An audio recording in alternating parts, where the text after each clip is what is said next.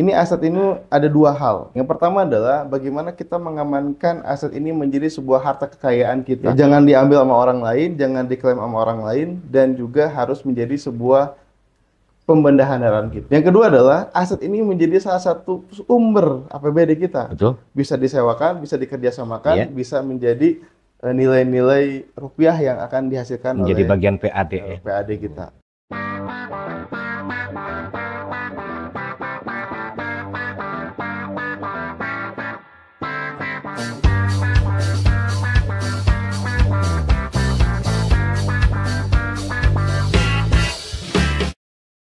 Buka suara, bahas solusi. Bahasa Basi, podcast PWI Persatuan Wartawan Indonesia Kota Bandung dari Jalan Jenderal Ahmad Yani nomor 262 Bandung.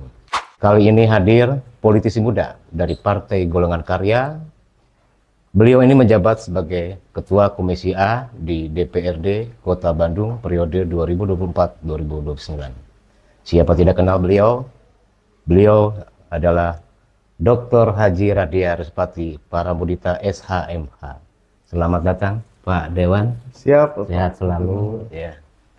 Ya, beliau ini yang lahir masih muda ya, 34 tahun, lahir di 22 November 1989 ya. Jadi bulan depan ulang tahun nih, Pak. Insya Allah. Wilujeng Milad lah. Tacan tapi.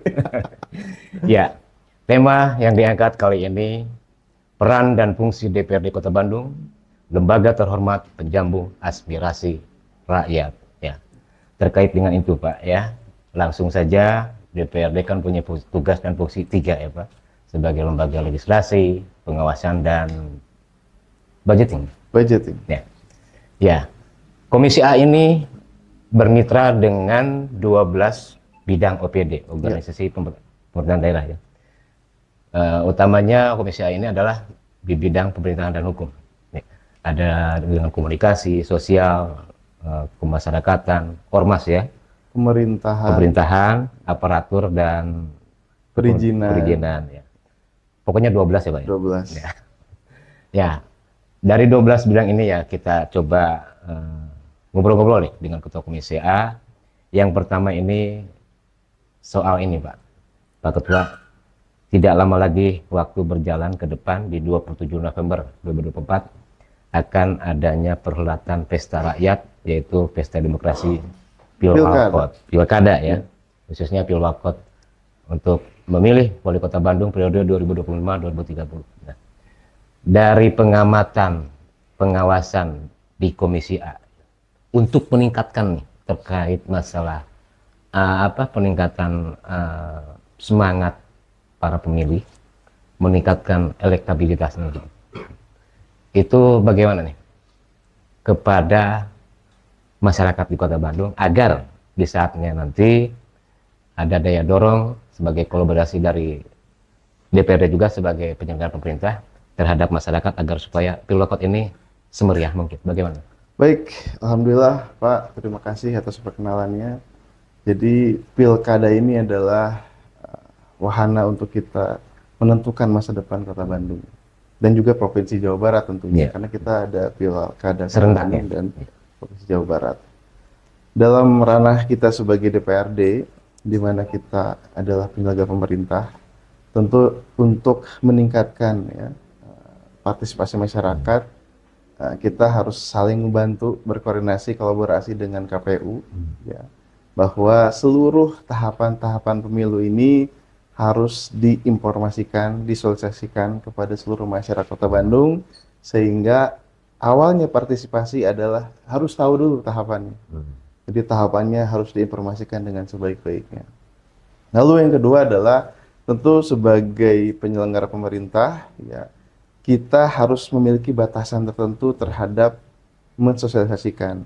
Satu waktu pada kita saat menjadi anggota DPRD, melekat adalah harus berdasarkan proporsional dan profesionalitas.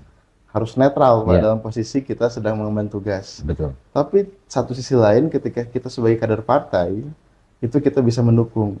Jadi ranah mana pada saat bertugas di DPRD, ya dalam posisi memiliki fasilitas-fasilitas DPRD, itu kita harus netral. Tapi satu sisi lain secara jiwa secara kepartaian kepartaian, karena kita itu adalah keluarga anggota bagian dari partai partai, politik ya. yang pasti menentukan pilihan berdasarkan partai politik yang kita pilih, maka kita akan berusaha berkampanye secara baik, jujur, ya, tanpa adanya hoax, ya, tanpa adanya black campaigns, sehingga masyarakat pada akhirnya merasa ini penting. Betul. Tidak ada indikasi buruk, dan juga mungkin kita harus mengajak bahwa pemilu ini adalah satu wahana untuk masyarakat agar masyarakat andil dalam menentukan pilihan, andil dalam menentukan masa depan Kota Bandung, andil dalam menentukan siapa orang yang akan menjadi harapan kita dalam rangka melakukan kewajiban-kewajiban di Kota Bandung ini. Gitu, Pak.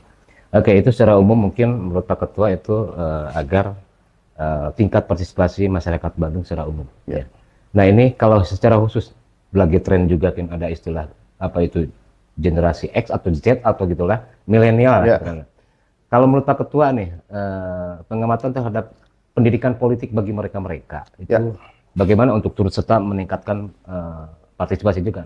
Baik. Pendidikan politik khususnya, bagaimana Pak Ketua? Saya cerita dulu, Pak. Jadi saya terlahir ikut dan menyukai politik itu adalah pada waktu saya menjadi panitia HUT RI, Pak. Jadi pada saat umur saya masih 17 tahun ke bawah, kita senang sekali menyelenggarakan HUT RI dan menjadi ketua panitia. Dari situ kita tahu tuh dari Tarka ya, Runa Karya, sehingga pada saat itu kita belajar berorganisasi dulu, belajar berpendapat dulu, belajar mengemban amanah dulu. Yang simpelnya itu adalah bagaimana caranya melaksanakan HUT RI dengan sebaik-baiknya untuk menyodorkan ya bagaimana prestasi anak muda yang kita miliki, tradisi kita, kebudayaan kita dan sebagainya. Nah, menurut saya untuk bagaimana menyesuaikan atau bagaimana meningkatkan partisipasi milenial dan zilenial ini, kita harus memproyeksikan para karang taruna ya, untuk bisa menjadi wadah memaksimalkan karang taruna dari tingkat RT RW ini menjadi wadah untuk berlatih, wadah untuk menyampaikan pendapat. Akhirnya pada saat itu terus berlangsung, yang asalnya jadi ketua karang taruna di RW, lalu juga mungkin jadi di naik tingkat ke unit, kelurahan, tingkat unit mungkin juga jadi tingkat kecamatan, dan setelah itu setelah karang taruna saya langsung ke KNPI. Nah, itu juga dua adalah maksimalkan KNPI dengan sebaik-baiknya menjadi wadah bagi candra di mukanya para pemuda.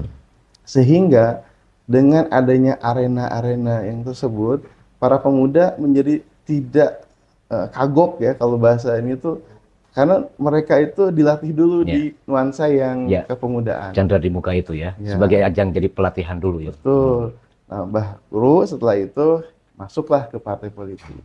Sayang sekali kalau misalnya di beberapa partai politik harus instan, ya. Jadi dengan instannya seperti itu, maka tidak ada sesuatu yang instan itu bisa berhasil dengan sempurna. Kadang-kadang kita akhirnya menjadi mencetak ya manusia-manusia yang pada akhirnya tidak berkualitas. Nah, dalam konteks ini maka saya berharap gitu ya di Kota Bandung ini untuk meningkatkan partisipasi, bukan hanya untuk memilih, tapi ke depan juga banyak orang pemuda-pemuda itu untuk dipilih juga. Dan contohnya di Partai Golkar kita sudah mencetak 3 kader muda menjadi anggota DPRD Kota Bandung yang relatif 30 tahun ke bawah, Pak. Termasuk Pak Ketua. Saya enggak, kalau saya 35. Ya? Jadi di Kota Bandung itu Partai Golkar, fraksi Partai Golkar memiliki 3 anggota DPRD yang umurnya tuh di 23 tahun, Pak. Anaknya Pak Haji Wawan Usman, Pak Iswara, dan anaknya satu Pak lagi Edwin. Pak Haji Edwin. Nah, jadi mereka terlahir dari mana? Ya terlahir dari kepemudaan yang terus di hati, tidak instan tentunya, dan setelah masuk partai politik dia menjadi berkualitas. Nah, jadi partisipasinya 2 menurut saya. Yang pertama adalah jadikan pemuda ini tidak alergi terhadap pemilihan umum. Yang kedua adalah semakin banyak pemuda yang akan dipilih akan juga menghasilkan teman-temannya atau para pendukungnya juga organisasi muda. Jadi semua juga ikut serta karena adanya peran ataupun perwakilan generasi muda dalam pemilihan umum itu sendiri. Jadi ada tempaan dulu sebelumnya. Ya. Sementara Pak Ketua sendiri sebelum ke KNPI dari organisasi masyarakat tentunya. Saya sebelum KNP saya lawyer, Pak. Ya, Konsultan hukum saya. konsultan hukum. Ya, jadi dari konsultan hukum sehingga pada saat saya melihat bahwa ketika jadi lawyer itu kan kita membantu, kita memperjuangkan hak hukum sebagian orang. Kita memperjuangkan kepentingan hukum sebagian orang. Tapi ternyata ketika kita melihat bahwa bagaimana caranya kinerja DPRD, wakil rakyat itu bisa bekerja bukan hanya sebagian orang, bahkan juga mungkin jadi jutaan orang, Ya. itulah yang jadi tantangan saya untuk masuk ke dunia politik, masuk ke partai politik, dan mencoba peruntungan menjadi calon anggota legislatif. Jadi ketika beranjak ke KNPI, Pak Ketua ini berasal dari organisasi profesi. Ya, Ya. Jadi kepengacaraan. Pradi, Pak. Pradi. Himpunan Pradi. Advokat Indonesia. Advokat Indonesia. Ya, baik. Nah, itu ya terkait tadi terjawab tentang bagaimana pola metode terhadap mensupport para milenial ya. Ya. Nah, sekarang menurut pengamatan Pak Ketua nih, terhadap fungsi dan peran pers saat ini di Kota Bandung, terlebih menghadapi pilkada nih. Ya. Cara antisipasi supaya menekan sedikit tentang hoax, kabar bohong, bagaimana peran pers? Saya sangat percaya bahwa insan pers sudah tahu terkait kode etik dan aturan-aturan hukum terkait masalah pers. Dan saya sangat percaya pers sudah profesional, dan saya juga terlahir dari media pers yang cukup independen, cukup berwawasan, dan cukup informatif. Nah, untuk mengantisipasi pilakot ini atau pilkada ini, tentu yang pertama adalah saya berharap pers ini bisa memberitakan sesuatu yang sudah kredibel, Pak, kualitasnya. Ini sangat membantu sekali masyarakat Kota Bandung dalam memilah-milih siapa figur yang paling tepat yang dibutuhkan Kota Bandung saat ini. Yang kedua adalah jangan terpancing terhadap sesuatu hal negatif meskipun jadi viral, Pak. Apalagi berita yang sifatnya provokatif dan tendensius ya. Meskipun nanti akan jadi viral, tapi kita kan punya bela negara, Pak, dalam hati kita. Jangan sampai hal negatif yang belum terverifikasi karena hanya ingin mendapatkan apresiasi terhadap viralnya itu, yang pada akhirnya kita memberikan informasi hoax kepada masyarakat. Karena masyarakat di Kota Bandung, khususnya di Indonesia ini, sangat gampang termakan hoax, apalagi diberikan oleh para insan pers yang sudah memiliki tingkat kepercayaan publik yang tinggi. Jadi saya sangat berharap ini juga peran pers sangat luar biasa untuk memberikan informasi yang luar biasa kepada masyarakat, sehingga ketika pers bisa memberikan satu persatu prestasi-prestasi, keunikan, kekhasan, dan juga terbaik ya, dari para paslon, ini juga bisa membantu masyarakat jadi tidak salah pilih, Pak. Objektif lah gitu ya, dalam pemberitaannya. Betul. Dan tangkal setekan sedini mungkin, seminim mungkin terhadap hoax ya. Dan ketika ada hoax, lawan dengan berita-berita yang kredibel, Pak. Biasanya kalau misalnya udah ada hoax, jangan dilawan hoax lagi, tapi lawan dengan sebanyak mungkin memberikan berita-berita positif dan kredibel. Emosi jangan lawan emosi ya, tapi lawan dengan sabar. Lawan dengan sabar. Insya Allah menang ya. Ya, sekarang gini Pak Ketua, dari 12 bidang, tadi Pak Ketua sendiri bilang masalah aset nih di Kota Bandung saat ini. Kota Bandung kan sudah mendeklarasikan diri sebagai kota aset yang data digital elektronik ya. Tapi menurut pengamatan lapangan, banyak jadi sebenarnya aset Kota Bandung yang masih dalam katakanlah dalam kelengkapan secara administratif yang berdasar hukumnya itu masih kurang kuat. Boleh saya mengatakan nggak contoh kasusnya? Boleh. Ada 2 kantor kelurahan di Kota Bandung yang digugat oleh ahli waris. Boleh saya sebutkan nama kelurahannya? Oh, silakan. Kelurahan Sukarasa di Kecamatan Sukasari dan Kelurahan Cipedes di Kecamatan Sukajadi. Nah, untuk pengamanan aset ini nih, terlebih kaitannya dengan dari aset kan bisa menghasilkan PAD ya? Betul. Nah, itu bagaimana nih pengawasan dari komisi? Baik, yang pertama kita komisi A baru dibentuk 1 bulan lebih, sehingga dari apa yang disampaikan itu sudah langsung masuk dengan PR-PR yang luar biasa terkait masalah aset.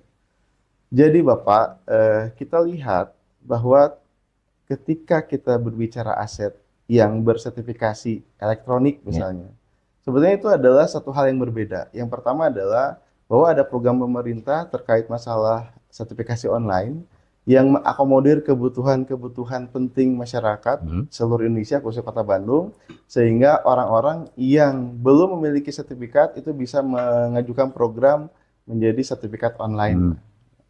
Dan itu adalah hal positif karena apa? Akan terhindar dari yang namanya sertifikat ganda, karena sudah terintegrasi kalau secara online.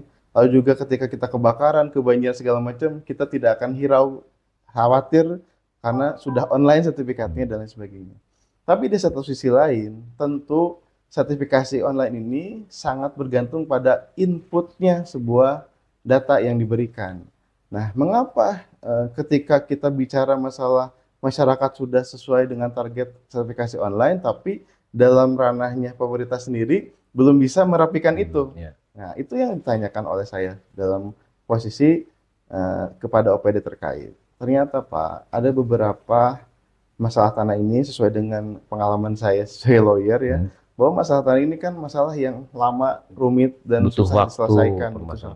penuntasan. Dan masalah tanah tersebut tentu juga adalah saling mengklaim, saling mengandalkan data-data yang mereka miliki berdasarkan keyakinan yang mereka miliki. Nah, dan pemerintah Kota Bandung pun juga sama, berdasarkan keyakinan yang dimiliki. Untuk hal ini, menindaklanjuti masalah aset yang bermasalah, aset yang tidak kunjung tahu bisa ditetapkan sebagai aset pemerintah Kota atau belum. Saya belajar karena saya juga konsultan hukum Jaswita Jabar sebelum menjabat di anggota DPRD Kota Bandung. Kita beberapa kali menyelesaikan aset bermasalah di Provinsi Jawa Barat, yang mana sering kali digugat, sering kali dipermasalahkan, padahal itu aset Provinsi Jawa Barat. Nah, cuman karena penanganannya juga tepat, ya, kita selesaikan dengan ranah hukum di pengadilan. Alhamdulillah hal-hal tersebut bisa terselesaikan meskipun waktu ini agak cukup lama. Jadi untuk yang posisi ini, saran saya adalah ketika memang betul ada permasalahan yang terjadi, tentu harus diselesaikan berdasarkan hukum saja. Kita bawa ke ranah pengadilan aja. Kita selesaikan berdasarkan, dan kita harus fair. Ketika secara hukum bahwa itu adalah milik pemerintah Kota Bandung, maka pihak yang lawan ya harus mengalah. Atau sebaliknya, ketika Kota Bandung ditetapkan itu adalah bukan aset Kota Bandung, adalah aset yang pihak lain, ya harus fair juga. Tunduk pada putusan akhir dan sudah ingkrah. Ya, harus jadi seperti itu ya. Harus, jadi itu biasa selesai. Kalau nggak gitu, sampai kapanpun tidak akan pernah selesai. Panjang. Tapi kadang maaf, menurut pengamatan tadi yang seperti saya sebutkan ada 2 kantor pemerintahan. Masih sebetulnya sih masih ada yang lainnya. Ya. Masih terkait dengan ini. Ketua Komisi A hadir kali ini yang membidangi masalah aset. Ya. Kaitan dengan aset nih bagaimana nih? Kan DPRD itu bagian daripada penyelenggara pemerintah juga. Ya. Metode cara pengamanannya terhadap aset itu. Ya, oke, Pak. Jadi kemarin saya sempat bilang begini. Ini aset ini ada 2 hal yang penting. Yang pertama adalah bagaimana kita mengamankan aset ini menjadi sebuah harta kekayaan kita. Ya, jangan diambil sama orang lain, jangan diklaim sama orang lain, dan juga harus menjadi sebuah pembendaharaan kita. Yang kedua adalah aset ini menjadi salah satu sumber APBD kita. Betul. Bisa disewakan, bisa dikerjasamakan, bisa menjadi nilai-nilai rupiah yang akan dihasilkan menjadi oleh bagian PAD kita. Nah, yang pertama tentu harus kita identifikasi dulu secara transparan, terbuka dari dinas terkait, mana aset-aset yang merupakan kepemilikan Kota Bandung. Itu akan kita laksanakan, Pak, karena baru sebulan kita belum sampai sana. Apakah membentuk tim khusus nih? Nah, belum. Kita Komisi A cukup handle saja, gitu ya, cukup cover. Nah, setelah inventarisir apa saja aset-aset yang dimiliki Kota Bandung, nah setelah itu baru yang kedua adalah segera amankan, jangan ditelantarkan. Karena itu yang banyak diklaim orang itu karena ditelantarkan, tidak dipagar, tidak dikasih pelang, tidak dirawat dengan baik, kadang sampai rumputnya sampai tinggi. Tancapkan pelang seolah penguasaan fisik dan menyatakan itu milik Pemkot. Betul. Dan yang ketiga, barulah kita mencari solusi, apakah mau diurus oleh OPD, apakah mau diurus oleh pihak ketiga, kita kerjasamakan, atau mungkin kita membentuk BUMD seperti Provinsi Jawa Barat waktu itu. Kita bentuk Provinsi Jawa Barat kayak Jaswita Jabar yang betul-betul konsen, fokus terhadap bagaimana caranya memanfaatkan lahan tersebut menjadi hal yang bermanfaat. Dan menghasilkan tuh PAD. Contohnya misalnya ada lahan yang menjadi pusat kreatif Jawa Barat tuh Pak, yang di Cikutra tuh. Ya. Nah itu juga bagian dari bagaimana caranya mengurus yang aset tanah kosong, kita jadikan sebuah wahana bisnis, bisa disewakan menjadi PA di Provinsi Jawa Barat, dan pada akhirnya bermanfaat juga. Dan itu akan terhindar dari klaim-klaim yang tidak bertanggung jawab. Gitu. Jadi 3 langkah ini, yang pertama adalah inventarisir, kedua adalah pengamanan dari segi bagaimana caranya dipelang, dipagar, dan lain sebagainya. Yang ketiga adalah cari alternatif supaya semua ini bisa dikerjasamakan atau dimaksimalkan oleh apa yang berkaitan. Gitu. Bila pun dikontakkan atau dikerjakan oleh pihak swasta. Ya. Batasan berapa lama kontrak? Karena kalau tidak salah ada istilah BOT itu. Ya. Bila lebih 25 tahun dan 30 tahun maka bisa diajukan di tanah milik seperti itu. Nggak. Apakah kontraknya di berapa tahun kan? Jadi gini, itu tergantung pemanfaatnya seperti apa. Apakah di BOT-kan? Tapi setahu saya BOT itu tidak akan akhirnya memiliki jadi pengembang, tidak. Malah kalau BOT itu sudah 30 tahun BOT dikembalikan pemerintah dan bangunannya juga milik pemerintah. Gitu. Jadi tidak ada opsi ketika sudah 30 tahun jadi milik orang lain, nggak ada. Malah dibalik, bangunannya milik kita. Gitu. Setuju. Nah, kedua kalau misalnya pemanfaatannya sebagai gedung ya, atau misalnya sebagai tempat ruko dan sebagainya, itu kan kontraknya bisa per tahun, per 5 tahun, dan itu lebih aman. Lebih aman karena apa? Karena kita bisa menjaga range harga terus naik gitu. Mengikuti. Jadi bila memang harus naik gitu. Naik gitu. Saya setuju dengan apa yang kata Pak Ketua, khawatir karena ada anggapan bila secara jenjang tahun 25-30 katanya bisa diajukan menjadi hak milik. Setuju sekali dengan apa yang dikatakan Pak Ketua. Jadi malah sebaliknya si aset ini menjadi milik pemerintah. Milik pemerintah. Setuju sekali. Nah, sekarang gini, masih terkait di bagian daripada bidang di Komisi A, itu dari pemerintahan dan aparatur ya. Ya.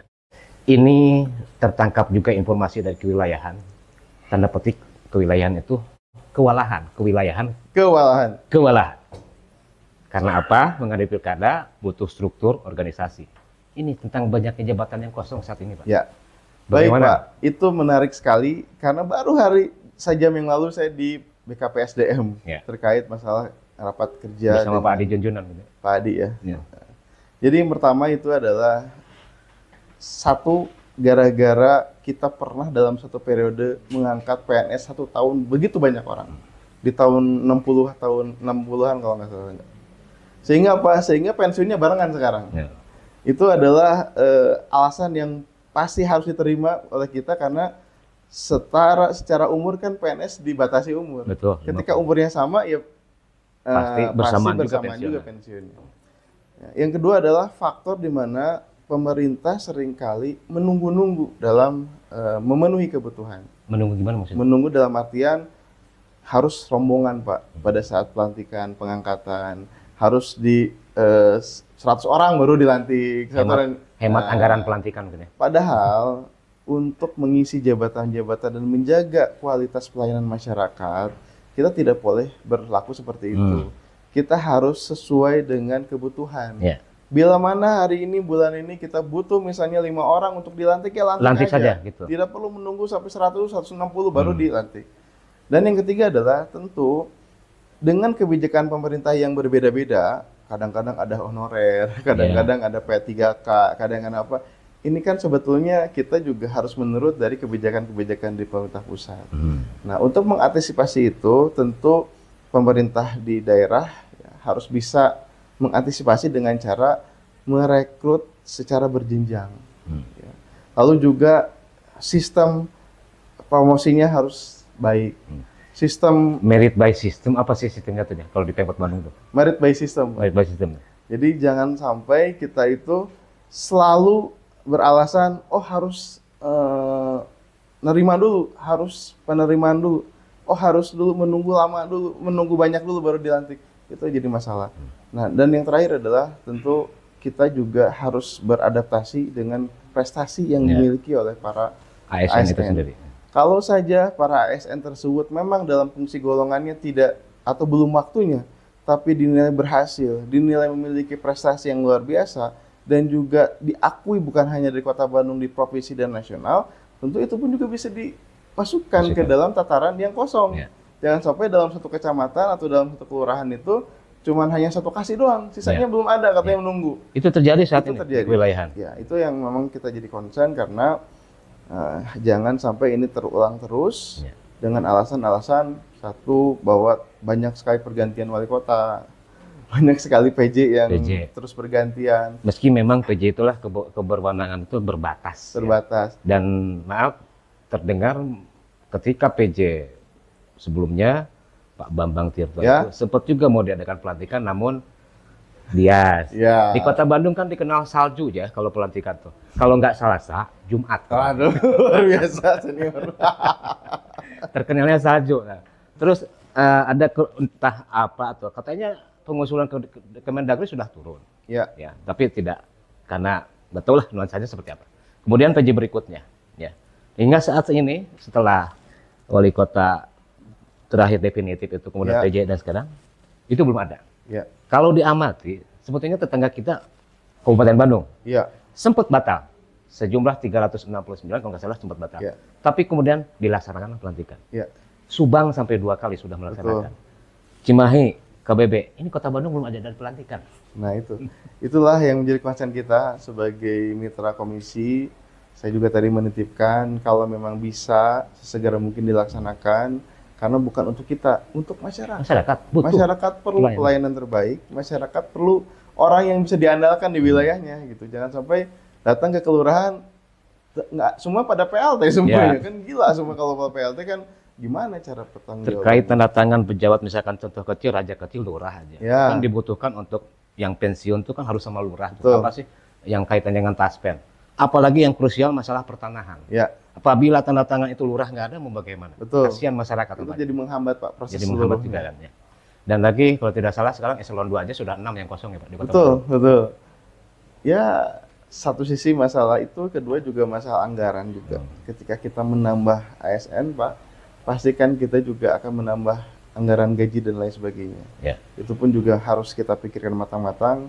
Jadi asesmen penting, bagaimana kita mengukur yang paling penting harus ditambah yang mana segera mungkin, jangan terlalu berlebihan, karena kalau berlebihan akan berdampak sama anggaran, tapi pun juga jangan lama.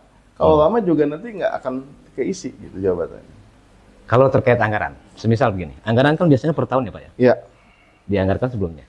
Katakanlah sekarang di tahun 2024, mau jelang akhir. ya, Ada TKD kan setiap pejabat. ya, Manakala pejabat ini pensiun di bulan Juni. ya. Nah, TKD yang bulan Juli, Agustus, September itu bagaimana? Apakah balik ke kas atau gimana? Sebenarnya kalau anggaran kan tidak akan berubah Pak, sama sesuai dengan apa yang sudah diajukan. Karena per tahun kan? Karena per tahun. Jadi kalaupun misalnya ada pejabat yang berganti juga tetap anggarannya akan mengikuti. Mengikuti. Hari ini pun juga sama, banyak PLT yang PJ yang dari dinas-dinas juga diwakili oleh PJ. PLT kalau nggak salah ya, PLT. Jadi tidak masalah itu. Masih tetap bisa berjalan berdasarkan kesepakatan antara DPRD dan pemerintah Kota Bandung pada waktu anggaran diketok. Iya. Sebatas pelaksana tugas saja. Iya, sebatas. Kalau hak-hak lainnya, otoritas lainnya tentunya PLT itu tidak punya. Tidak bisa, Ya. belum bisa. Pak. Ya, oke. Terima kasih Pak Ketua. Nah, itu sangat menarik sekali ya keterkaitan. Nah, oh ya, tambahan masih soal ini. Saya pernah nih ya, suatu waktu talkshow udah berapa tahun. Saya tuh bertanya soal BPPD nih. Kota Bandung saat ini kenapa masih belum ada BPPD? Apakah dirasa Bandung memang kota aman yang tidak pernah ada bencana atau gimana? Bagaimana nih? Menarik sekali Pak, itu yang disampaikan oleh para paslon kemarin waktu debat kan. Wah. Jadi debat kemarin kita menganggap gitu bahwa itu dibutuhkan dan semua sepakat itu juga harus diantisipasi dengan pembentukan lembaga itu. Dan ya kita tidak merasa Bandung aman Pak. Saya selaku anggota DPRD juga merasa bahwa Bandung ini masih diancam oleh banjir. Kita masih diancam oleh kemacetan juga, ya. Kita masih diancam oleh Apalagi kemarin sudah ada surat sebaran Megatrust. Ya. Ancaman terhadap Megatrust. Bisa itu juga. Jadi tidak ada kata aman sih sebenarnya. Ya. Makanya lebih baik ada payung sebelum hujan. Ya. Lebih baik ada badan penanggulangan sebelum ada Bencana. bencananya gitu. Kalau tidak salah, menurut informasi se-Jawa Barat tinggal 2 nih yang belum ada BPPD. Salah satunya Kota Bandung. Bagaimana ini? Sehingga saat ini belum terbentuk nih. Ya karena mungkin pemimpin sebagai imam besar kita sedang tidak baik-baik aja. Wah. Beberapa lalu kan idola saya Mang Odet meninggal dunia kan. Lalu juga digantikan, lalu juga ada kendala, lalu juga digantikan. Sehingga sebenarnya itu yang jadi kendala kita. Makanya saya berharap sekali di pemerintahan Kota Bandung setelah pilkada ini kita mendapatkan orang terbaik ya, yang dapat bisa bersinergis dengan DPRD. Apa yang menjadi aspirasi masyarakat terkait kebutuhan-kebutuhan masyarakat, terutama pelayanan dasar, itu bisa dengan berkolaborasi bisa dipenuhi. Meskipun sedikit-sedikit, asal terus konsisten, itu lebih berarti dibanding kita kayak sekarang. Dibilang autopilot katanya. Dibilang pemimpinnya juga nggak.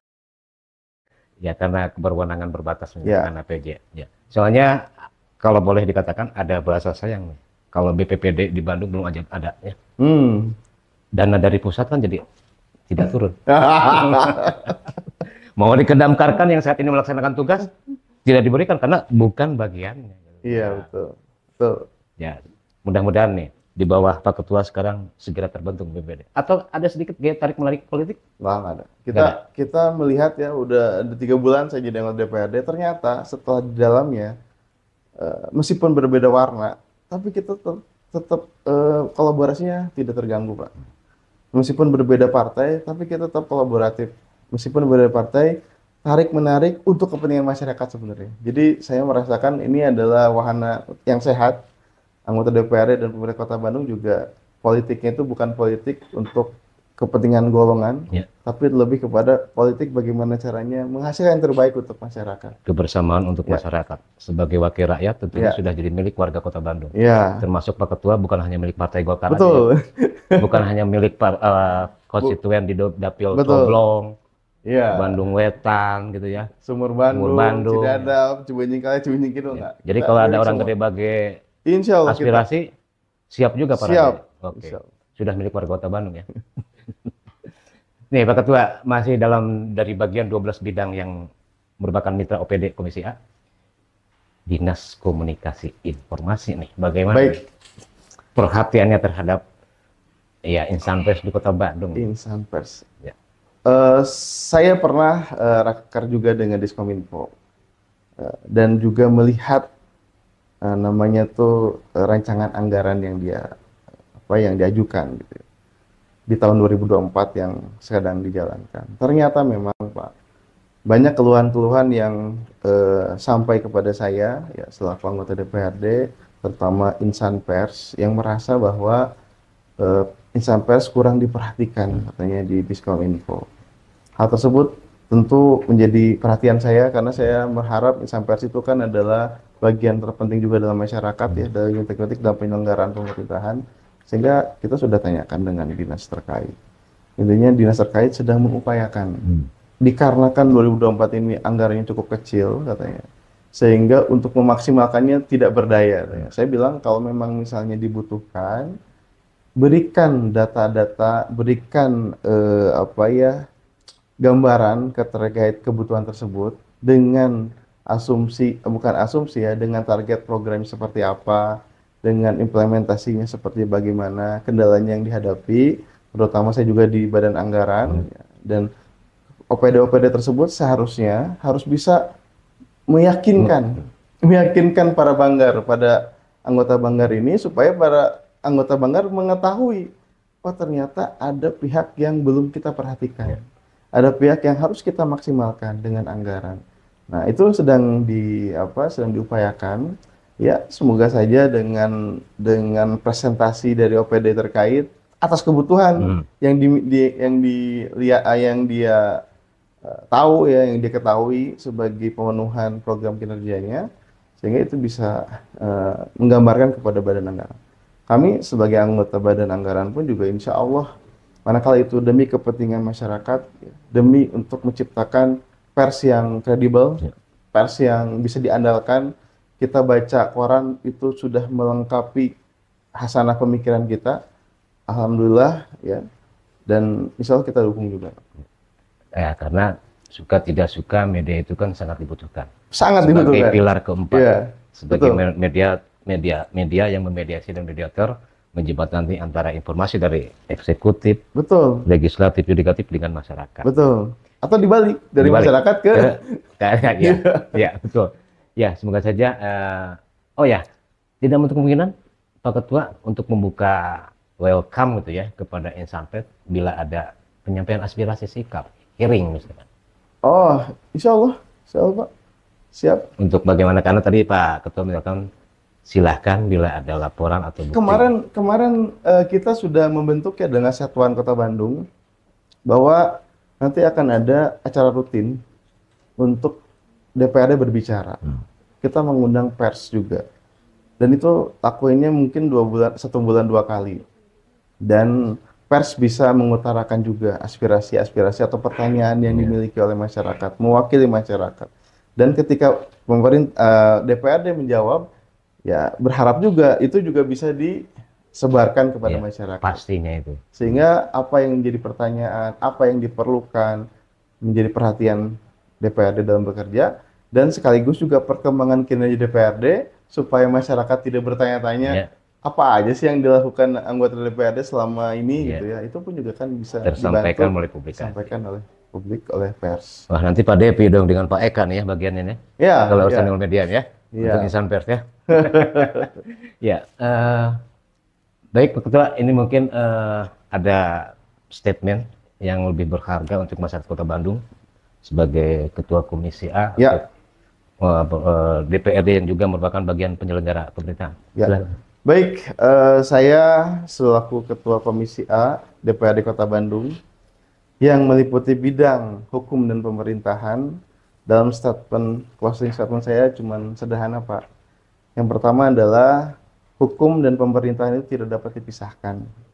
Hukum akan mengatur bagaimana cara pemerintahan dalam melaksanakan tugas dan tanggung jawabnya.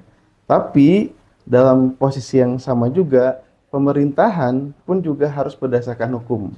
Jadi satu sisi mengatur dan satu sisi juga harus mau diatur. Ya. Dua-duanya adalah hal penting dalam pemerintahan. Jadi kami selaku Ketua Komisi A akan siap mengamalkan 3 fungsi. Yang pertama adalah dari segi pengawasan yang didasarkan pada data dan hukum yang berlaku. Pengawasan yang didasarkan pada aspirasi-aspirasi masyarakat yang terverifikasi. Lalu juga yang kedua terkait masalah perda, ya, fungsi legislasi. Kita senantiasa mengawal juga bahwa hukum merupakan salah satu sumber ya dalam penyelenggaraan pemerintahan, maka kita pastikan di komisi ini bahwa hukum dibuat dengan secara terbaik ya, dengan juga memperhatikan seluruh aspek dalam kehidupan masyarakat, dan tentu juga tidak berbentrokan dengan hukum yang lain, dan akhirnya bisa memberikan kemanfaatan, memberikan kepastian dan ketertiban buat masyarakat. Jadi 2 hal tersebut dalam komisi ini akan kita dorong dengan mitra-mitra yang sudah ditentukan oleh tata tertib kita. Insya Allah mohon doanya semoga di komisi A ini bisa bekerja dengan baik dan bisa memberikan perbaikan untuk penyelenggaraan pemerintah Kota Bandung. Terima kasih. Ya. Baik, demikian tadi Buka Suara Bahas Solusi bersama politisi muda dari Partai Golongan Karya yang menjabat sebagai Ketua Komisi A DPRD Kota Bandung periode 2024-2029 bersama Bapak Dr. Haji Radia Respati Paramudita, SHMH. Semoga ke depan apa yang sudah disampaikan oleh Pak Ketua insya Allah percaya. Dengan tadi berbasic sebagai dari organisasi profesi, naik ke politik untuk berkolaborasi bersama masyarakat dengan menekankan berdasarkan data hukum yang berlaku. Karena beliau ini adalah praktisi hukum. Baik, terima kasih. Assalamualaikum warahmatullahi wabarakatuh.